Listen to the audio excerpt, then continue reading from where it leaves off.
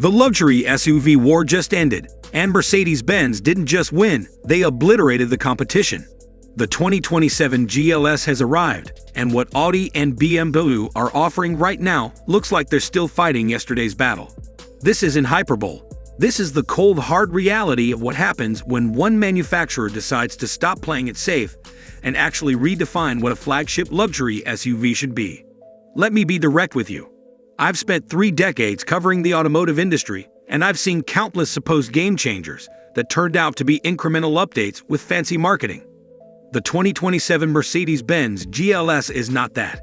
What Mercedes has done here is fundamentally rethink the entire proposition of what you get when you spend over $130,000 on a 3-row luxury SUV. And here's what should terrify Munich and Ingolstadt. They've done it while actually reducing the complexity that's been plaguing modern luxury vehicles. Remember when the original ML class launched back in 1997? Mercedes took a risk entering a segment dominated by Range Rover and the emerging Lexus LX. They stumbled initially with quality issues we all remember from that Alabama plant, but they learned. The GLS lineage, evolved from that ML class through the GL class, has always been about Mercedes proving they could build the definitive luxury SUV. The 2027 model represents the culmination of nearly 30 years of refinement, mistakes learned from, and an understanding of what buyers in Detroit, Munich, London, and Milan actually want when they're writing a 6-figure check. The new GLS starts with something Mercedes is calling the Modular Luxury Architecture Plus. Now, before your eyes glaze over at another corporate acronym, understand what this actually means. This is a completely new platform that shares almost nothing with the outgoing model. The wheelbase has been extended by 70 millimeters, but here's the clever part: the overall length has only increased by 30 millimeters. Where did that extra space go? Entirely into the passenger compartment. Mercedes has effectively created S-Class levels of rear seat space in all 3 rows while keeping the exterior dimensions manageable for European cities and American parking structures. But the real story is what's underneath. The MLA Plus platform uses a mixed material approach that's genuinely innovative. We're talking about ultra-high-strength steel in the load-bearing structures, aluminum throughout the body sides and closures, and here's where it gets interesting: carbon fiber reinforced composites in the roof structure and select body panels. The result is a vehicle that weighs 180 kilograms less than the outgoing GLS 580, despite being larger and having significantly more sound-deadening material. When was the last time you saw a new generation of any vehicle get bigger and lighter simultaneously? This matters because weight is the enemy of everything: performance, efficiency, handling, brake wear, tire life, everything. Now let's talk about what sits in that lighter structure. Mercedes is offering 3 powertrains at launch, and this is where the distance between them and the competition becomes a canyon. The base GLS 450 uses a new 3-liter inline-6 with a 48-volt integrated starter generator and an electric supercharger. On paper, 380 horsepower and 415 pound-feet of torque. But here's what the spec sheet doesn't tell you. That electric supercharger, borrowed from the AMG 53 lineup, but refined further, eliminates turbo lag completely. Not reduces it, eliminates it. The throttle response feels naturally aspirated, but you're getting forced induction efficiency, and that mid-range torque that makes a 3-row SUV feel effortless in real-world driving. The GLS 580 steps up to a 4-liter twin-turbo V8 with the same 48-volt mild hybrid system. 490 horsepower, 516 pound-feet. These are AMG 63 numbers from just a generation ago. But more importantly, this engine uses cylinder deactivation that can run on just 4 cylinders during light load cruising, and you genuinely cannot feel the transition. BMW's V8 in the X7 and 60i still has a perceptible shudder when it switches modes. Audi's solution in the SQ8 is to just keep all cylinders firing and accept the fuel penalty. Mercedes figured it out. Then there's the GLS 680, and this is where Mercedes is making a statement. It's a plug-in hybrid combining a 3.0-liter inline-6 with a permanent magnet synchronous motor integrated into the 9-speed automatic transmission. Total system output is 540 horsepower and 553 pound-feet of torque. But the real number that matters is the 31.3 kilowatt-hour battery pack. that delivers 67 miles of EPA-rated electric range. That's not a typo. Such as highway cruising or navigating urban traffic, the Q9 delivered a demonstrably more refined experience. The question Audi is posing to the market is simple. When was the last time you took your three-row luxury SUV to a track day? Let's talk about powertrains, because this is where the competitive landscape gets particularly interesting. BMW has long held an advantage in engine technology, and the X7's inline-6 and V8 options have been rightfully praised for their smoothness and performance. The turbocharged inline-6 in particular represents decades of refinement and engineering excellence. It delivers power in a linear, predictable manner that enthusiasts appreciate. However, Audi looked at the electrification landscape and made a calculated decision that's proving prescient. The Q9's primary powertrain is a plug-in hybrid system that combines a turbocharged V6 with a substantial electric motor and a battery pack that offers genuine electric-only range. We're talking about the ability to complete most daily driving purely on electricity, which for buyers in their 50s and 60s who are increasingly conscious of their environmental footprint, represents a meaningful advantage. But here's what Audi isn't telling you about this system. The electric motor isn't just there for efficiency. It fills in the torque curve in ways that make the combined powertrain feel more responsive than BMW's larger V8, particularly in the kind of driving that luxury SUV owners actually do. Think about merging onto a highway or accelerating from a rolling stop in traffic. These are the scenarios where instant electric torque transforms the driving experience. The Q9 responds with an immediacy that makes the X7, despite its impressive power figures, feel like it needs a moment to gather itself. For buyers coming from Tesla or other modern vehicles with electric assist, this difference is immediately apparent and appreciated. The efficiency story becomes even more compelling when you examine total cost of ownership. In European markets where fuel prices remain significantly higher than in North America, the Q9's ability to operate in electric mode for daily errands and short commutes translates to substantial savings over a typical ownership period. In Germany alone, early calculations suggest owners could save thousands of euros annually compared to running a comparable X7. For the American market, the federal tax incentives for plug-in hybrids add another dimension to the value equation. Now, let's address the interior, because this is where Audi has truly redefined expectations. The X7's cabin has always been impressive, offering high-quality materials and BMW's latest technology. However, Audi recognized that buyers in this segment often choose their vehicles based on where they spend most of their time, which is inside the cabin, not hustling through corners. The Q9's interior represents a masterclass in understanding customer priorities. The second-row seats deserve specific mention. While the X7 offers comfortable seating, the Q9's second row has been engineered with a kind of attention typically reserved for first-class airline seats. We're talking about individual seats that recline to remarkable angles, with integrated heating, cooling, and massage functions that actually work effectively rather than feeling like afterthoughts. The legroom in the second row exceeds what you'll find in many flagship sedans. For buyers who frequently transport family or clients, this isn't just a nice feature. It's a fundamental reimagining of what a three-row SUV should prioritize. The third row, often a compromise in this segment, receives similar attention. Audi understood that while third-row seats might not be used daily, when they are needed, they should be genuinely usable by adults, not just children. The Q9 achieves this through clever packaging that BMW's more performance-oriented architecture simply cannot match. The floor is lower, the ceiling is higher, and access is easier. These might seem like minor details, but for buyers who remember struggling to fold themselves into the third row of competitors' vehicles, the difference is profound. But here's what BMW executives are reportedly concerned about. It's not just that Audi has built a more spacious interior. It's that they created an environment that feels fundamentally more luxurious and contemporary. The materials selection shows a level of sophistication that challenges Mercedes-Benz, let alone BMW. Open-pore wood trim, leather that actually smells and feels like premium hides rather than synthetic alternatives, and metal switchgear that operates with mechanical precision all contribute to a sensory experience that makes the X7 feel almost utilitarian by comparison.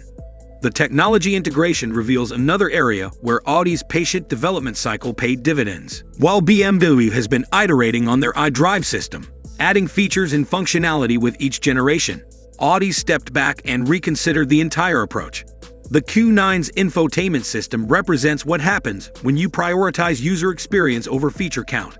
The interface is intuitive in ways that don't require consulting the owner's manual. Voice commands actually work reliably, understanding natural speech patterns rather than requiring specific phrases. The augmented reality head-up display projects information in ways that enhance situational awareness rather than creating distraction. For buyers in their 50s and 60s, many of whom have witnessed the evolution of automotive technology from carburetors to artificial intelligence, this approach resonates deeply. They've lived through enough technology transitions to appreciate systems that simply work without requiring technical expertise to operate. The Q9's technology feels like it was designed by people who understand that the goal isn't to showcase capability, but to enhance the driving and ownership experience seamlessly. Climate control represents another area where attention to detail differentiates the Q9. The 4-zone system doesn't just allow individual temperature settings, it includes air quality monitoring and filtration that rivals what you find in high-end home HVAC systems. In an era where air quality concerns have become increasingly relevant, particularly in urban environments, this feature appeals to health-conscious buyers who view their vehicle as an extension of their living space. The sound system deserves its own discussion because Audi partnered with a prestigious audio brand to create something genuinely special. We're not talking about simply adding more speakers, but rather treating the cabin as an acoustic space with the same attention a concert hall receives. The result is audio reproduction that allows you to hear details in familiar recordings you've never noticed before. For buyers who remember when car audio meant AM radio, the Q9 sound system represents the pinnacle of mobile entertainment. Wait until you hear about the pricing strategy, because this is where Audi has made perhaps their most aggressive move. The Q9's base price positions it competitively with the X7, but when you examine equipment levels and standard features, the value proposition shifts dramatically. Features that BMW charges thousands extra for come standard on the Q9. The plug-in hybrid powertrain, rather than being a premium option, is the standard offering. Those exceptional second-row seats included from the base model. The advanced driver assistance systems, standard across the range. This pricing approach forces BMW into an uncomfortable position. They can maintain their current pricing structure and watch customers cross-shop their way to the Audi showroom, or they can adjust pricing and potentially erode margins on their most profitable SUV. Neither option is particularly appealing, and this dilemma is reportedly generating intense discussions in Munich about the X7's positioning going forward. The real game changer isn't what you think, though. It's not the superior interior space, or the advanced technology, or even the compelling pricing. What's fundamentally disrupting BMW's position is that the Q9 challenges the core assumption that drove the X7's development. BMW believed that even 3-row SUV buyers wanted a vehicle that handled like their sedans used to. Audi bet that what these buyers actually wanted was a vehicle that made them feel the way those sedans made them feel, which is confident, comfortable, and connected to the road in a sophisticated rather than sporting manner. This philosophical difference manifests in countless small decisions throughout both vehicles. The X7 steering offers more feedback and requires more input from the driver. The Q9 steering is lighter, more filtered, but equally precise in a way that reduces fatigue on long journeys. The X7 suspension can be firmed up to attack a mountain road with enthusiasm. The Q9 suspension can be adjusted too, but its default setting already delivers such exceptional ride quality that most owners will rarely feel the need to change it. Consider the typical ownership experience for someone in their 50s or 60s with the financial means to afford a vehicle in this class. They've likely owned performance cars in their past, perhaps even tracked them occasionally. They remember when BMW truly was the ultimate driving machine, and the heritage has maintained their brand loyalty. But their current needs have evolved. They value comfort on long highway journeys to visit family or vacation homes. They appreciate technology that reduces the stress of modern driving rather than demanding engagement. They want their vehicle to be a sanctuary from the chaos of contemporary life, not another source of stimulation. The Q9 addresses these evolved priorities in ways the X7, constrained by its sporting heritage and design philosophy, struggles to match. This doesn't make the X7 a bad vehicle. It remains an excellent execution of BMW's vision for what a luxury SUV should be. The issue is that Audi has demonstrated there might be a better vision for what most buyers in this segment actually want. Industry insiders reveal that Audi's market research extended beyond traditional focus groups. They conducted in-depth interviews with current X7 owners, asking not just what they liked about their vehicles, but what compromises they accepted as part of the package. The answers proved illuminating. Many owners appreciated the X7's driving dynamics in theory, but rarely exploited them in practice. They valued BMW's heritage and brand image, but wished for a quieter, more refined daily driving experience. They liked the interior, but wished for more space and better materials. Armed with this insight, Audi essentially built the vehicle current X7 owners would design if given the opportunity. This approach, while seemingly obvious in retrospect, required tremendous confidence. It meant abandoning the traditional playbook of matching competitor specifications, and instead focusing on the gap between what competitors offered and what customers actually wanted. The ramifications extend beyond just these two vehicles. The Q9's success and early market reception suggests it will be successful, could reshape the entire luxury SUV segment. If buyers demonstrate they prefer the Q9's refined approach over the X7's sporting character, expect to see other manufacturers recalibrate their strategies accordingly.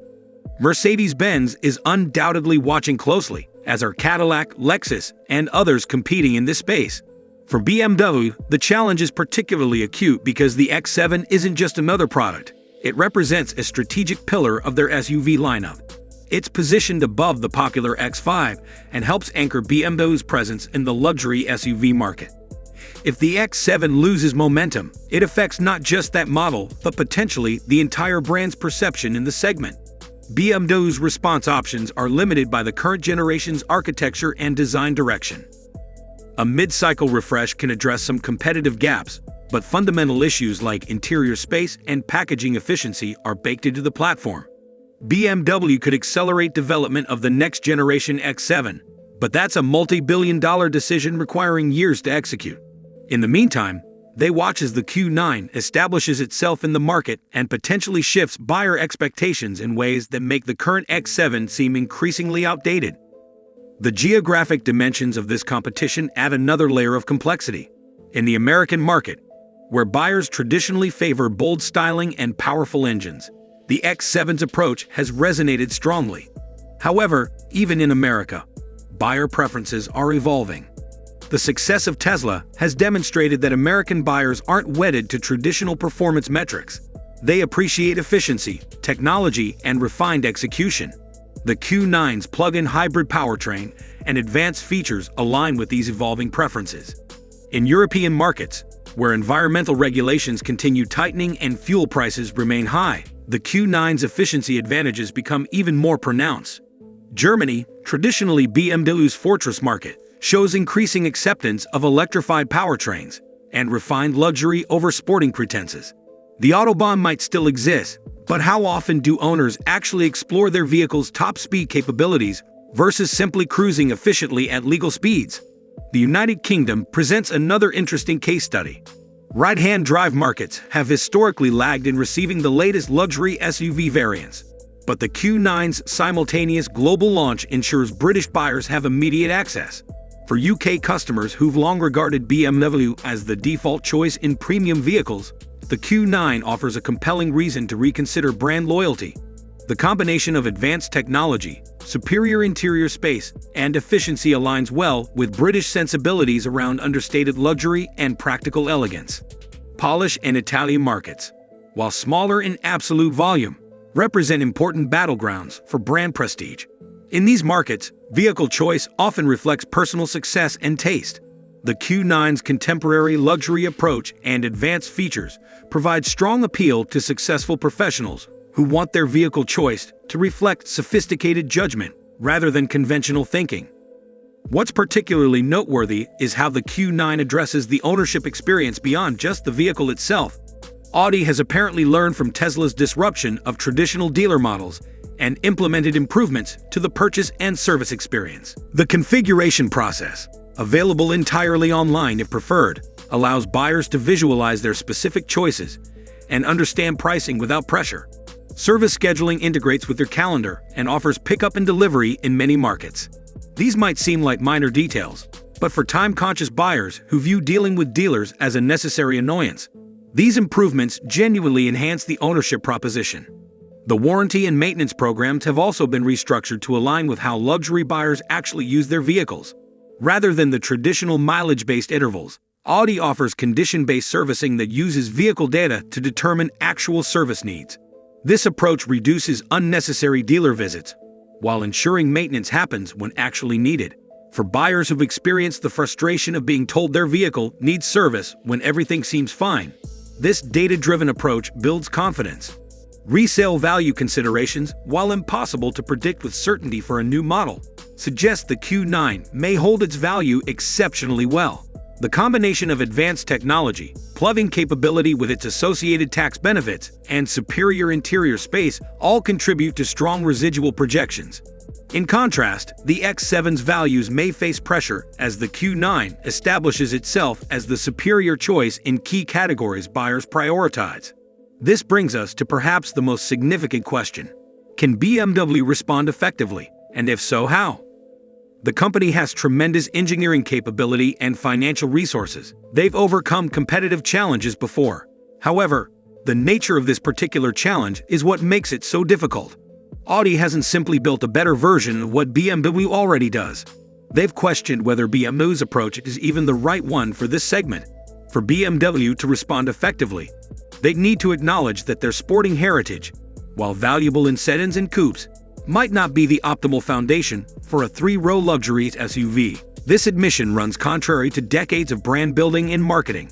It's much easier to respond to a competitor who's trying to beat you at your own game than one who's questioning whether the game itself still matters. The automotive industry has seen these paradigm shifts before. When Lexus launched, they didn't try to out BMW. They asked whether buyers might prefer a different kind of luxury, one based on refinement and reliability rather than sporting dynamics. The market answered decisively, and BMW spent years responding. The Q9 situation rhymes with that historical precedent in uncomfortable ways for Munich. Looking ahead, the luxury SUV segment will likely bifurcate further. There will remain a market for vehicles like the X7 that prioritize driving dynamics and sporting character. However, that market may prove smaller than BMW anticipated. The larger opportunity might belong to vehicles like the Q9 that prioritize refined luxury, advanced technology, and effortless capability over maximum performance. For potential buyers navigating this landscape, the choice becomes clearer when you honestly assess your priorities. If you genuinely value driving engagement and plan to exploit your vehicle's dynamic capabilities, the X7 remains an excellent choice.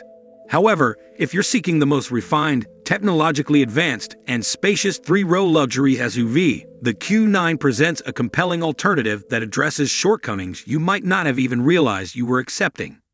The timing of the Q9's arrival couldn't be more significant. As the automotive industry transitions toward electrification, the window for traditional approaches is closing. The Q9's plug-in hybrid system positions it advantageously for evolving regulations and buyer preferences. In contrast, the X7's reliance on traditional powertrains, however refined, increasingly seems like yesterday's solution. BMW's electrification strategy, while ambitious, hasn't yet delivered a three-row electric SUV to compete effectively. What we're witnessing is more than just two competitors vying for market share. It's a fundamental reassessment of what luxury buyers in this segment truly value. The 2027 Audi Q9 exposes not just competitive weaknesses in the BMW X7, but assumptions about the entire category that may no longer hold true. For BMW, the challenge isn't just engineering a response. It's deciding whether to defend their current approach or acknowledge that the market has evolved beyond it. That decision, and how they execute it, will define BMW's position in the luxury SUV segment for the next decade. The German luxury automotive industry has always been defined by fierce competition and engineering excellence. But what's unfolding right now between Audi and BMW represents something far more significant than just another product rivalry.